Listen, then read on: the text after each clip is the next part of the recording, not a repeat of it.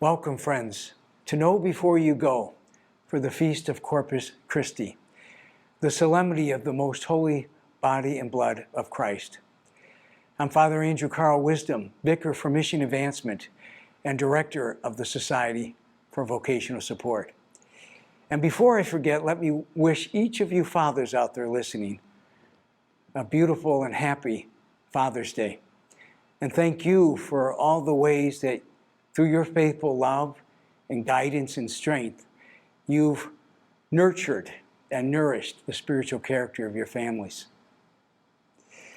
We see a glimpse of that same powerful paternal presence that we celebrate today and that nourishing guidance in today's scriptures.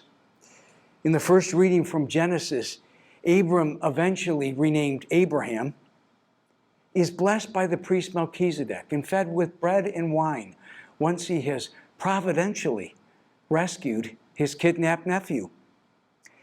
St. Paul, in the second reading, like a good father, hands on to his spiritual children, the Corinthians, what he received from the Lord, reminding them of the extraordinary gift that Jesus offers of his body and blood in the ordinary gifts of bread and wine at the Last Supper.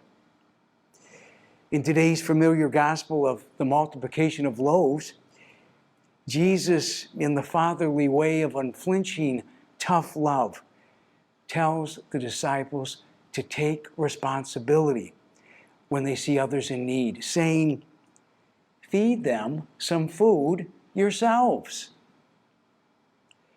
Today's scriptures, as well as this holiday and this feast day, remind me of that old country song where a person is railing against the evils of the world. You know, whether it's violence in the streets or discrimination among those who are different than us, or indifference among the poor.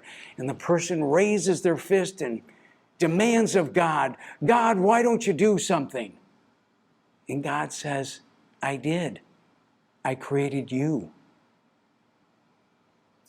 Responsibility to others in need is the silent catchword in all of these readings today.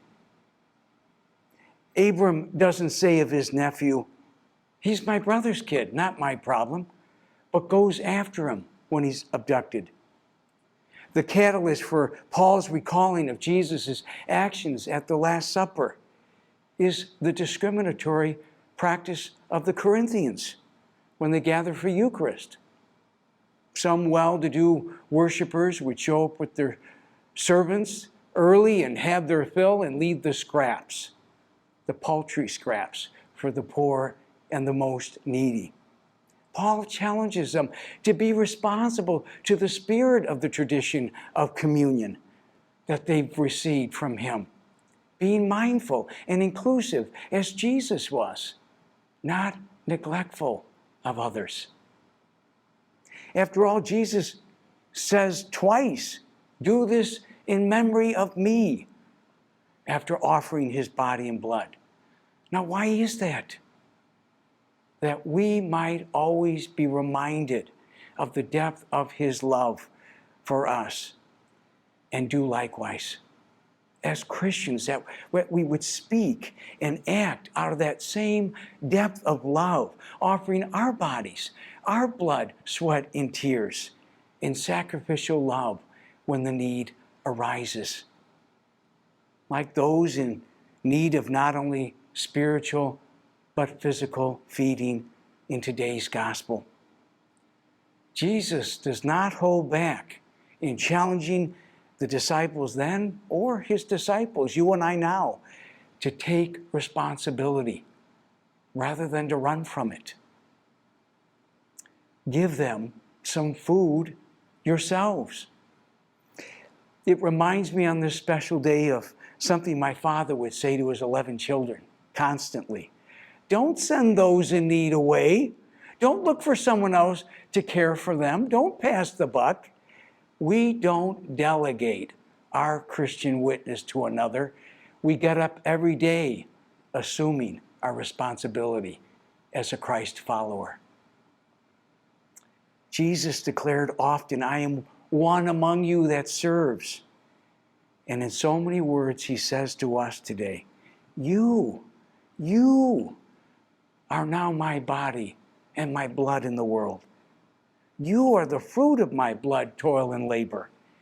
Take responsibility and give those in need some food yourselves whenever you come across them.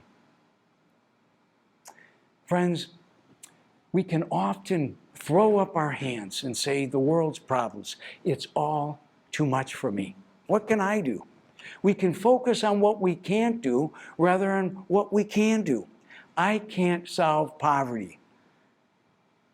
But what can I do for the poor person, emotionally, materially, or spiritually, right in my neighborhood, or closer still, in my family? I hear people say all the time, we can't be taking all those immigrants coming across the borders. We can't help them all. Okay, which ones can we help? How many can we assist? As we celebrate Juneteenth, the first time as a federal holiday, we may think, I can't do anything about racism, but can't we call it out when we see it in others, at home, or at the office, or even in ourselves? I can't solve my family's partisan divisions, my co-workers' difficult temperament. Okay, but what can I do to alleviate the worst effects of either? What can I concretely do today to make a situation better? Or help another to feel better, to feel more valued, more included at home or work? You see, friends, the communion Jesus came to establish is not just that of his presence in the disguise of bread and wine, not just one to be reserved in the tabernacle, but to be generously distributed as food each and every day to those neglected and in need. The Christ follower says, if not by me, then by whom? In the gospel today, Jesus is challenging his disciples then, and we disciples today, to leave the safety of the stands as mere spectators and to get out into the court of life. On this feast of the most holy body and blood of Christ, he reminds us to be his body and blood in the world for one another. No, Christians can never be mere spectators. Not at the divine drama of our salvation that every Eucharist recalls. We must be active participants who take it out the church doors and into the corner of the world entrusted to us. Then, communion among ourselves and others that began as impossibly small as 5 loaves and 2 fish becomes the divinely possible, overflowing abundance of 12 wicker baskets. In the end, friends, Jesus says, take the basket of my body and blood and share it with others. Ask no questions, require no identification. As Christians, aka the body of Christ, we are baptized to participate in the salvation of others. We begin and end that task with the body of Christ. So today, on this feast of Corpus Christi, we both celebrate this gift and we accept its daunting responsibility. It's now our turn to pass the basket to family and to friends and strangers alike. As difficult as that may sound, the body of Christ is more than enough. God bless you.